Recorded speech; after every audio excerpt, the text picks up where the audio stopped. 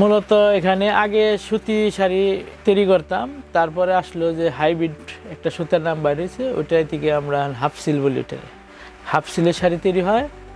আর এখানে মাসলাইট কটনের কিছু শাড়ি তৈরি হয়। অরিজিনাল যেটা পিওর সুতি, এটা হলো মাসলাইট কটন। এটার মধ্যে কয়েকটা আইটেম আছে।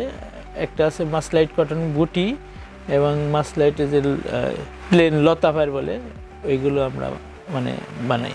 আগে আমরা তো সুতা মানে বাড়িতে রং করতাম, কিন্তু ইদানিং আবার মানে ডাইং থেকে সব রং করে আনে। আর কিছু কালারিং সুতাও পাওয়া যায়, ওইগুলো আমরা কিনি। প্রায় 60 বছর ধরে মানে আমাদের এই কাজ চলতেছে। মানে খটকা বলতো, ওইটাই তো অনেক সময় লাগতো। তারপরে আসলে হলো কাঠের মেশিন, মানে কাঠের তাঁত বলে ওটারে, তাঁত। ওটাই দিনে প্রতিদিন ধরুন একজন শ্রমিকের 2 থেকে 3টে বানাইতে পারতো।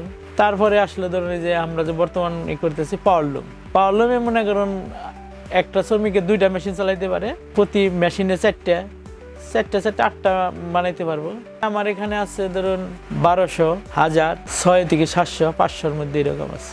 একটা শাড়ি তৈরি করতে প্রথমে আপনার মার্কেট থেকে সুতা কিনতে হবে। সুতা কেনার পরে ওই সুতা ধরুন আমাদের বাসায় বলতেছি, মানে ওই সুতাটা ভাঙাইতে হবে। ভাঙানোর পর হলো প্রসেস করতে হবে। প্রসেস করার পরে ডাইংয়ে সুতা রং করতে হবে।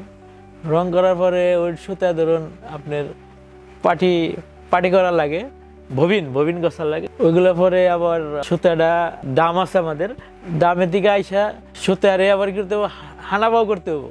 হানাবাও করার পর আসলো মেশিনে, মানে 2টা তার দুই ভাগে ভাগ করা লাগবে, মানে এইভাবে মনে করেন ডাইরেক্ট হানাবো। তারপরে যে কাপড় হইতেছে, তাতে মনে করুন একটা শাড়ি বানাইতে 1 মাস সময় লাগে। এক ডিজাইনটা যদি আমরা লং টাইম চালাইতে পারি, তাহলে খরচটা একটু কম আসবে। সপ্তাহে যদি 400 পিস হয়, তাহলে মাসে 1600 পিস। শাড়ি অনুযায়ী একটা শ্রমিক ধরুন যারা ভালো কাজ করে 4000 টাকার মতো সাপ্তাহিক হয়, আর যারা একটু দুর্বল তাদের 3000 টাকার মতো হয়। শেষের দিকে যে কিছু মনে করুন আনসেল হয়, সেল হয় না, ওইটি তো আমাদের হাফ প্রাইজে বিক্রি করতে হয়। এখন দেখা যায় যে আমরা প্রথম দিকে লাভ ছাড়া বিক্রি করলাম, শেষে যায় তো আবার হাফ প্রাইসে বিক্রি করলাম, তখন তো ধরুন আমাদের লস। তাঁতের যে জিনিসগুলো লাগে সব জিনিস বাইরের দিকে আনতে হয়। ওইগুলোর দাম তুলনায় শাড়িতে এখন তেমন লাভ নাই। দর্শকবৃন্দ, আপনারা সবাই হাংরি জেনের সাথে থাকবেন এবং লাইক এবং সাবস্ক্রাইব করবেন।